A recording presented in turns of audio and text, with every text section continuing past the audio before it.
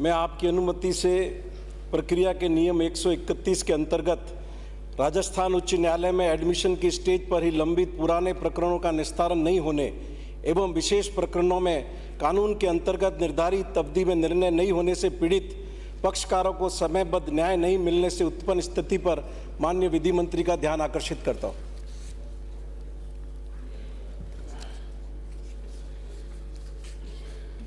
अध्यक्ष महोदय, माननीय विधायक के द्वारा जो ध्यानाकर्षण प्रस्ताव प्रस्तुत किया गया है उन पर तथ्यात्मक टिप्पणी भिजवाने हेतु 16/3/23 को रजिस्ट्रार जनरल माननीय उच्च न्यायालय से निवेदन किया गया था। तथ्यात्मक टिप्पणी माननीय उच्च न्यायालय से प्राप्त नहीं हो सकी तथा तथ्यात्मक टिप्पणी प्राप्त होने पर ही अवगत कराया जा सकेगा।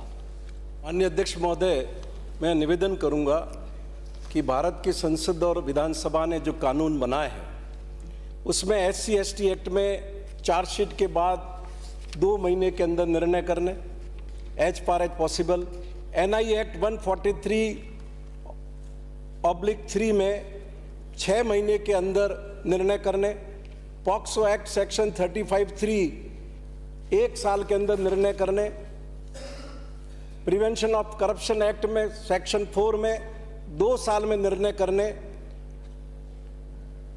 और इसी तरीके से अन्य NI एक्ट में भी 6 महीने के अंदर निर्णय करने का माननीय सभापति महोदय कानून में प्रावधान है।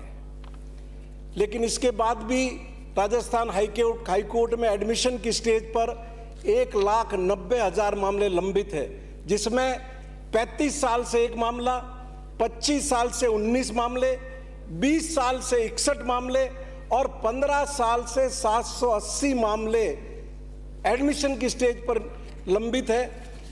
पॉक्सो एक्ट में 10,203 मामले लंबित है, जहां 12 साल से 1, 11 साल से 5, 10 साल से 12, 9 साल से 31, 8 साल से 68, 7 साल से 138, 6 साल से 209, 5 साल से 438, 4 साल से 1025, 3 साल से 1482, 2 साल से 2753, 1 साल से 4041।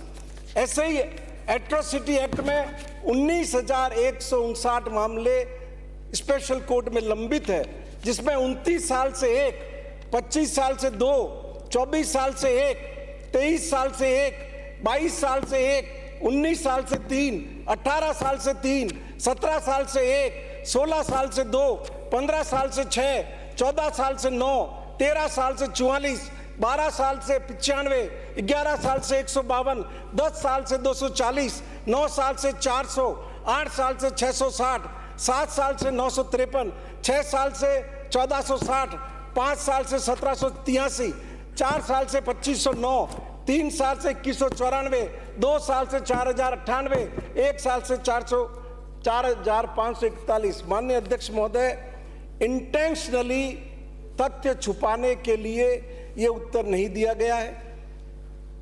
विधानसभा के नियमों के मुताबिक जब प्रस्ताव दिया गया 3 दिन में इनको जवाब देना होता है, आपने एक्सेप्ट कर लिया।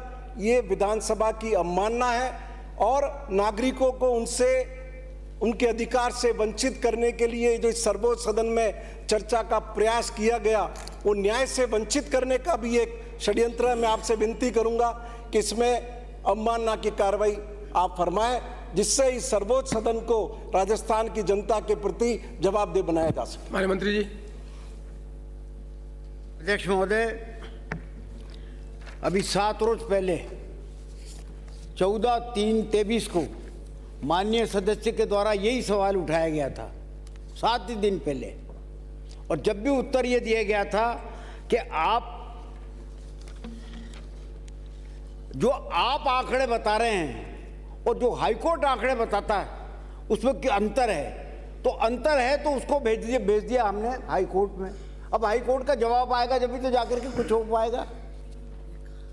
जवाब कौन देगा? हाईकोर्ट देगा। माननीय मंत्री जी, असेंबली में हाई कोर्ट जवाब देगा, ये उत्तर नहीं हो सकता। असेंबली सुप्रीम में, पार्लियामेंट्री डेमोक्रेसी में हमारा जो बजट पास करते हैं उसमें बजट पास होता है, बजट उसमें जाता है।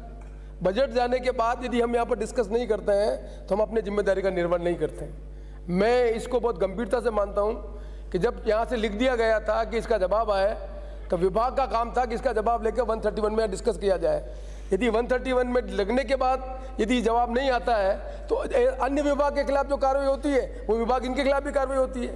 इसलिए मैं चाहूँगा कि इस प्रश्न को गंभीरता से लें और इसके डोमेन में यदि ये आता है विशेषाधिकार अंदर के अंतर्गत तो एक loud and clear message every department के असेंबली को लाइटली नहीं लिया जाए, चाहे उसके क्वेश्चन हो चाहे उसके और कुछ हो। जिस तरह की पेंडेंसी नजर आती है वो विधानसभा के प्रति गैर जिम्मेदार रवैया रखता है और लोगों में लोकतंत्र के प्रति आस्था कम होगी।